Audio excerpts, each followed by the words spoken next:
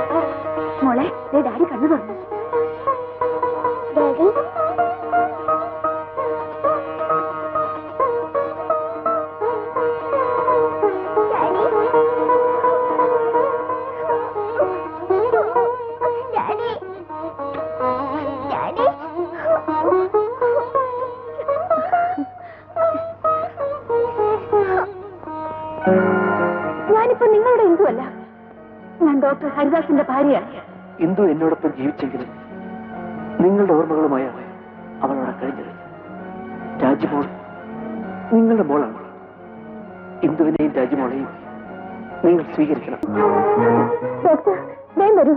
Jayan blood vomit ചെയ്തു.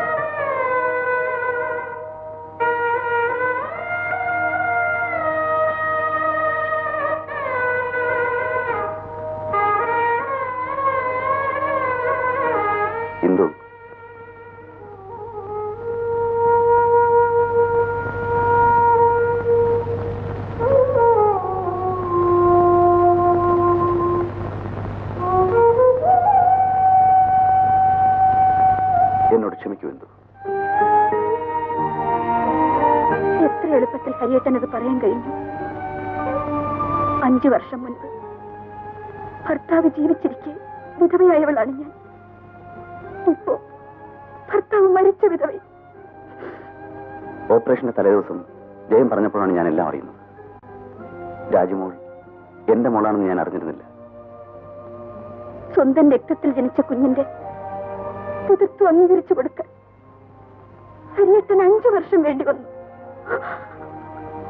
വിവാഹം കഴിഞ്ഞ് 3 മാസം തികയും മുൻപേ ഭർത്താവ് ഉപേക്ഷിക്കപ്പെട്ട ഒരു ഭാര്യയുടെ ദുഃഖവും നൊമ്പരങ്ങളും എന്താണെന്ന് ഹരിയേട്ടൻ ഒരു പക്ഷെ അറിയാൻ കഴിയില്ല.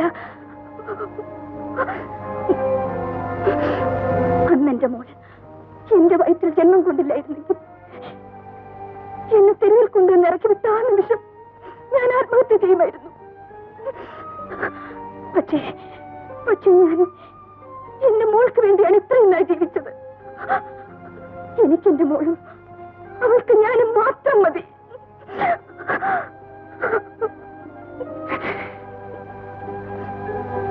വിവാഹത്തിന് മുൻപ് ഏതെങ്കിലും ഒരു പുരുഷനെ മനസ്സുകൊണ്ടെങ്കിലും മോഹിക്കാത്ത ഒരു സ്ത്രീ ഉണ്ടാവില്ല. വിവാഹം കഴിഞ്ഞ് പുതിയ സാഹചര്യങ്ങളും ജീവിതവുമായി പൊരുത്തപ്പെടുമ്പോൾ അവൾ എല്ലാം മറന്ന് ഭർത്താവിനെ ജീവനത്തിലെ സ്നേഹിക്കാൻ തുടങ്ങും. ഞാനും അങ്ങനെയുള്ള ഒരു ഭാര്യയായിരുന്നു. പക്ഷേ എന്നെ ഉപേക്ഷിക്കാൻ ഹരിയേട്ടന് ഒരു അഡ്വക്കറ്റിന്റെ വെള്ളക്കടലാസ് മാത്രം മതിയായിരുന്നു. ഇന്ദു തെറ്റുകളും കുറ്റങ്ങളും ഏറ്റു പറഞ്ഞ് ഇന്ദുവിനെയും രാജമോളെയും കൂട്ടിക്കൊണ്ടു പോകാനാണ് ഞാൻ വന്നത്. ഇല്ല ഹരിയേട്ട, ഞാൻ വരില്ല. ഇനി എനിക്കൊരു ജീവിതം വേണമെന്നില്ല. രണ്ട് പുരുഷന്മാർക്കിടയിൽ കിടന്ന് ഞാൻ അനുഭവിച്ച വേദനകളും ദുഃഖങ്ങളും ഈ ലോകത്തൊരു സ്ത്രീ അനുഭവിച്ചിരിക്കില്ല. അവസാനമായി ഹരിയേട്ടനോട് എനിക്കൊരു അപേക്ഷയുള്ളൂ. ഇനി മേലാൽ ഹരിയേട്ടൻ എന്നെ കാണാൻ ഇവിടെ വരരുത്.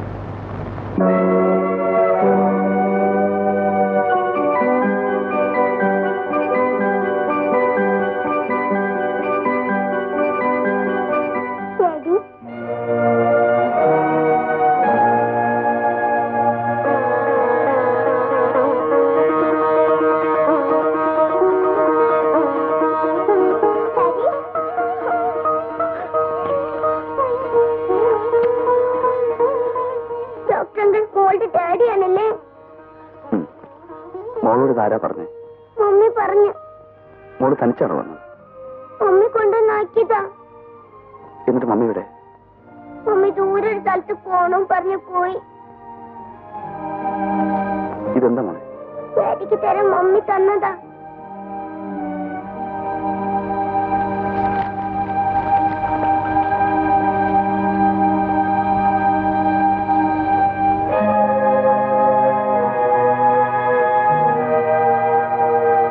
ഹരിയേട്ട, അന്ന് നമ്മൾ തമ്മിൽ പിരിഞ്ഞപ്പോൾ ഹരിയേട്ടൻ എന്റെ കഴുത്തിൽ അണിയിച്ച കെട്ടുതാലി തിരിച്ചു തരുവാനുള്ള സാവകാശം പോലും ഹരിയേട്ടൻ എനിക്ക് തന്നില്ല.